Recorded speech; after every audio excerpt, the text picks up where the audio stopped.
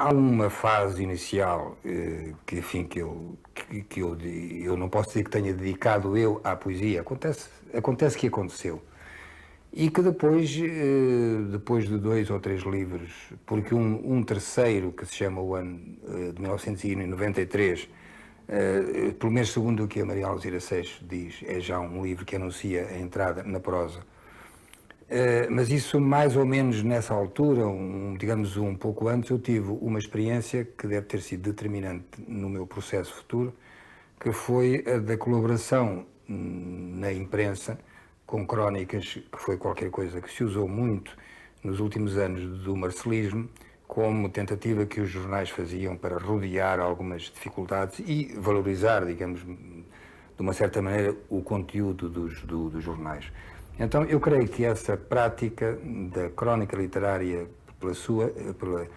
sobretudo pela sua regularidade, e também pela exigência de uma atenção constante aos factos, digamos, do cotidiano, e a expressão de tudo isso mesmo, que tinha de ser feito em textos breves e, tanto quanto possível, incisivos, deve ter sido determinante para o meu trabalho posterior. E creio até que uma análise, enfim, digamos, uma comparação, não quero chamar-lhe análise, mas um trabalho comparativo entre essas crónicas e o meu trabalho atual de ficcionista, de romancista, talvez mostrasse que há uma permanência de temas, de ideias e quase diria de obsessões que vêm daí e que se amplificaram agora. Olha, eu costumo dizer que a primeira condição para escrever, seja romance ou seja o que for, é sentar-se. Essa é realmente, digamos, a condição básica. A segunda, enfim, agora volto ao meu caso, é que eu não escrevo um romance se não tiver uma ideia que o justifique. Isto liga-se àquilo que tinha dito antes. Você sabe de onde lhe vêm essas ideias? Não, o caso é que é realmente estranho, porque eu não estou, quer dizer, quando eu acabo um livro, o que acontece invariavelmente é eu não saber o que é que vai acontecer a seguir. Estou 3 ou 4 meses sem saber rigorosamente nada sobre aquilo que posso fazer. Evidentemente que me resta, ou que me restaria o recurso de pegar num tema que tivesse tratado antes, introduzir-lhe uma pequena alteração, grande ou pequena alteração, e escrever um romance nessa mesma linha. Mas isso, conforme eu já disse, eu não sou capaz. E fico à espera que me surja uma ideia. Até aqui elas têm vindo. Mas a verdade é que me surgem sem que eu esteja à procura da ideia. Quer dizer, eu não vou examinando ideias no sentido esta serve, esta não serve. Não, eu fico inerte, à espera que ela surja. Eu transporto, se posso permitir-me a veleidade deste exagero, digamos que eu transporto a história toda em cima de mim. Não digo que a transporte comigo, que seria muito bom. Não, pesa-me em cima dos ombros e às vezes de uma maneira bastante incómoda. Imagino que você passa pela 3ª, 4ª ou 10ª ou 20ª vez em Mafra, olha para o convento nessa vez e tem esta frase que nasce dentro de si e que você dirá talvez em voz alta: gostava de meter isto dentro de um romance. É assim que o Memorial do Convento começa. E depois, com a verificação feita logo a seguir, com algumas leituras que imediatamente comecei, embora tudo isso depois tivesse concretizado bastante mais tarde, quando você descobre que trabalharam ali 50.000 homens, quer dizer, uma obra onde trabalham 50.000 homens merece com certeza um romance, até talvez mereça muito mais do que isso. E isto que no fundo iria ser talvez só, ou pouco mais do que, enfim, a descrição romanceada, se quiser, embora não goste desta palavra, de uma construção e dos homens que nela estiveram, de repente ganha um sentido novo quando você, nessas mesmas leituras que faz, verifica, porque a sua memória já não tinha conservado essa lembrança, de que nessa mesma época tinha vivido e tentado construir a sua passarola, o padre Bartolomeu Lourenço de Gusmão. A partir daí, aquilo que me aconteceu foi achar-me mergulhado num mundo que de facto muito maior e mais complexo do que aquilo que eu poderia, digamos, abranger em termos completamente satisfatórios mas que de qualquer forma deu um livro que se chama Memorial do Convento, que para mim foi uma experiência inesquecível, porque, enfim, houve e também não vale a pena usar grandes termos, não vale a pena falar em investigação histórica, não vale a pena falar em pesquisa. Falamos muito simplesmente de leitura. Os textos existem, simplesmente, normalmente não os lemos, ou só os lemos quando temos algum motivo forte para isso. E eu tinha um motivo suficientemente forte. O caso do Evangelho é típico. O Evangelho nasce de uma ilusão de ótica, não é nada mais que isso. E nasce de uma ilusão de ótica resultante, digamos, dos péssimos olhos que tenho. Se eu tivesse uma visão, enfim, normal, eu tinha visto aquilo que lá estava e não aquilo que tinha, que não sei, naquele momento Você julguei viu o ter quê? visto. Eu vi numa confusão de jornais e revistas pendurados num quiosque, de quiosque de jornais, evidentemente, vi escrito em português, em Sevilha, o que ainda é mais extraordinário, vi isto mesmo, o Evangelho segundo Jesus Cristo. Se o livro tem esse título, que de facto tem razão quem diz, mas o livro não responde ao título, tem razão, de facto, eu sou o primeiro que reconheço. Mas a verdade é que o livro nasceu com esse título e mal seria que eu fosse ingrato a esse acaso. Ora bem, um livro que nasce desta maneira, um livro com um título, ou com estas 5 ou 6 palavras, o Evangelho segundo Jesus Cristo, a que depois é preciso dar substância. De centenas de páginas, não é? De centenas de páginas, é de facto estranho. Como é que isso acontece? Claro que o campo de trabalho já estava ali. Claro, você Era foi Jesus sensível ao Cristo, título era porque essa Evangelho. preocupação estava dentro de si também. E já vem de trás a questão, digamos, da religião, do poder, digamos, da Igreja. Uns quantos homens, enfim, que na história da humanidade têm aparecido para dizer umas quantas coisas que seria bom que lhes dessemos alguma atenção, e que se chama Confúcio, que se chama Buda, que se chama Jesus, que se chama São Francisco, e por aí, e agora ver o que é que isto pode significar. Repetir, digamos, os Evangelhos, contar uma vez mais aquilo que lá está, de uma maneira, enfim, que eu tentaria que fosse aceitável. Acho que, efetivamente, não valia a pena. O que valia a pena, sim, e isso é aquilo que está no livro, era tentar fazer dos Evangelhos, uma leitura, aquilo a que eu chamo a leitura oblíqua, que faz com que apareçam à vista factos, interpretações possíveis, claro está, de textos que por assim dizer, estão congelados. Enfim, não quer dizer que os teólogos não os examinem, enfim, não os examinem de um outro ponto de vista, mas a verdade é que, quanto à opinião pública e quanto à crença, esses textos estão congelados. Ora, o que era necessário, e neste caso foi o que eu tentei ver, é o que há digamos, o que há de duvidoso em textos que se apresentam com uma lição, mesmo que se lhes atribua, como sempre vai atribuindo, um valor simbólico. A verdade é que eles têm funcionado ao longo dos séculos como textos quase leis impostas. Pessoas, vá lá, eu se fosse possível, eu chamaria pessoas em lugar de chamar-lhes, enfim, dar-lhe essa denominação tão lisa como é de personagem.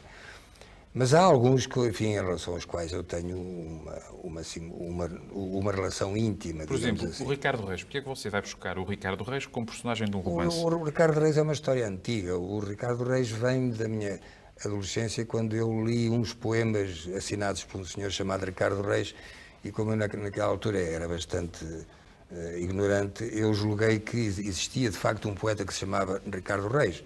E, de qualquer forma, fiquei, como penso que toda a gente fica, fascinado, enfim, por aquela beleza formal, tudo aquilo, e também de conteúdo, aquele ar um pouco cético, desencantado da vida. Não é que eu, aos 18 anos, tivesse isso, mas, de qualquer forma, havia uma certa introspeção, capacidade de introspeção que eu já tinha, então, e que me levou a simpatizar com isso. Por outro lado, antipatizar, porque eu não gostava nada que ele tivesse dito aquela frase bastante detestável, que é de que a sabedoria está em cada um de nós contentar-se com o espetáculo do mundo. De forma que o Anda-Morte de Ricardo Reis provavelmente é, embora isto seja também bastante literário, o modo que eu encontrei de resolver um conflito que entre uma atração efetiva e uma repulsão não menos efetiva. Outras, enfim, e para não sair do ano da morte de Ricardo Reis, há aí uma figura por a qual eu tenho eu diria quase amor, que é a Lídia. A Lídia, criada de um hotel, mulher que quase analfabeta e que está todo o tempo a dar lições de sensatez e de verdadeira sabedoria ao Dr. Ricardo Reis. E há, enfim, o Raimundo Silva da história do Cerco de Lisboa, aquele homem, enfim, como todos mais ou menos somos, não é? Tímido.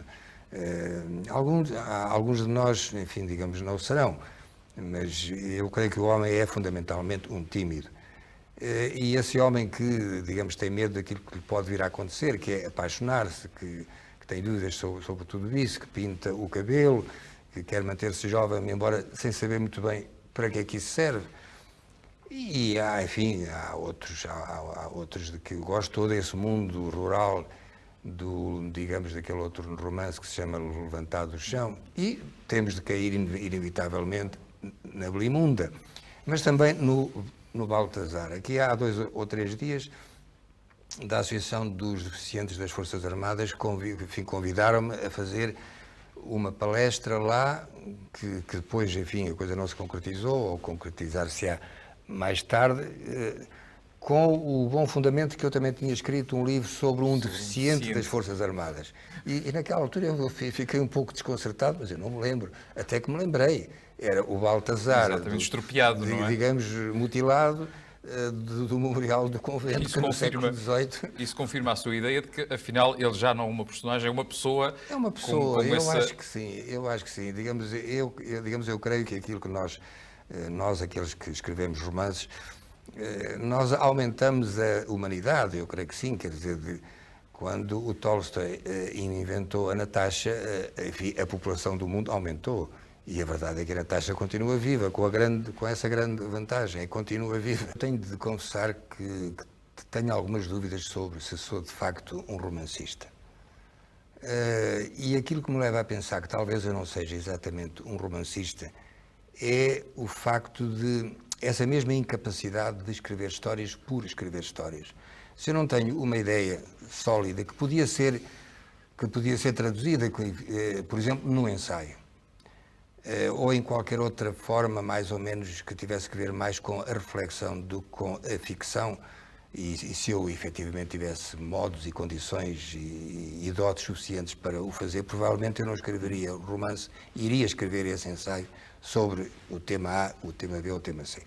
O que acontece é que, de facto, as coisas se me apresentam com uma história que pode ser contada, mas, de qualquer maneira, o que eu tenho muitíssimo claro é que, vamos ver, eu tenho dúvidas sobre se as minhas personagens são personagens de romance. Se, efetivamente, elas não estão ali antes para dizer umas quantas coisas que, para mim, são importantes.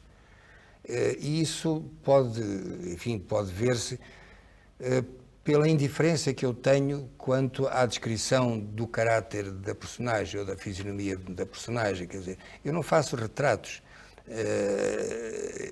Digamos, aquilo que eu espero, no fundo, é que essa personagem, uma vez que é preciso dar-lhe esse nome, tenha uma coerência suficiente para que se distinga de todas as outras que intervêm ali, mas, no fundo, eles estão encarregados de dizer do modo, enfim, que passa melhor do que aquele que seria, digamos, num ensaio, supondo que eu poderia fazer, estão encarregados de dizer, digamos, alguma coisa das minhas preocupações. E isso talvez se entenda melhor quando se repare que os meus romances não se parecem uns com os outros. Cada romance é uma porta que se abre e uma porta que se fecha, e depois passo a outra porta e eu, enfim, não sei quando é que as portas estarão definitivamente fechadas, mas isso logo se verá. Porque o José Saramago tem a ver, ele próprio é um homem de imagem. Ele poderia ser pintor. No dia em que eu me sentisse uma coisa tão grave e tão solene como uma instituição, é possível que eu, nessa altura, tivesse perdido o sentido, digamos, das proporções e então, provavelmente, digamos, deixar-me transformar numa instituição. Porque me faltaria o sentido crítico suficiente. Quer dizer, não temo que isso possa vir a suceder e desejo que, de facto, isso não suceda, porque creio que a pior coisa que pode acontecer a alguém é tornar-se uma instituição.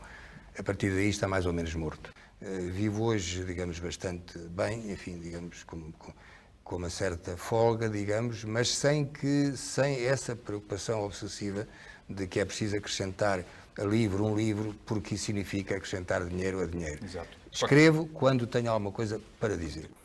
Eu não tenho que provar mais do que aquilo que resulta da minha própria postura diante dos factos históricos e sociais e políticos. Não tenho que acentuar, não tenho que sublinhar, não tenho que dizer ao meu leitor, veja você o que é que eu penso sobre isto. Não, o que eu tenho é de naturalmente me passar ideologicamente para os livros que escrevo, para os meus romances, sem agredir. E não é porque eu considero que não se deva agredir, pode haver necessidade de agredir num dado momento, às vezes em nome da própria eficácia, agredir ideologicamente o leitor ou o espectador. Mas talvez seja, e talvez isto também tenha que ver muito provavelmente com a própria maneira de ser de cada um de nós, eu não tenho que me pôr nos bicos dos pés ideologicamente. Quer dizer, sou ideologicamente o que sou, com os pés assentes exatamente no chão e sem ter que passar a um plano artificial que resultaria de, repito, pôr-me nos bicos dos pés. Se eu estou inteiro naquilo que sou, estou inteiro também naquilo que faço. E é com a mesma naturalidade com que sou, é essa mesma naturalidade que passa àquilo que faço.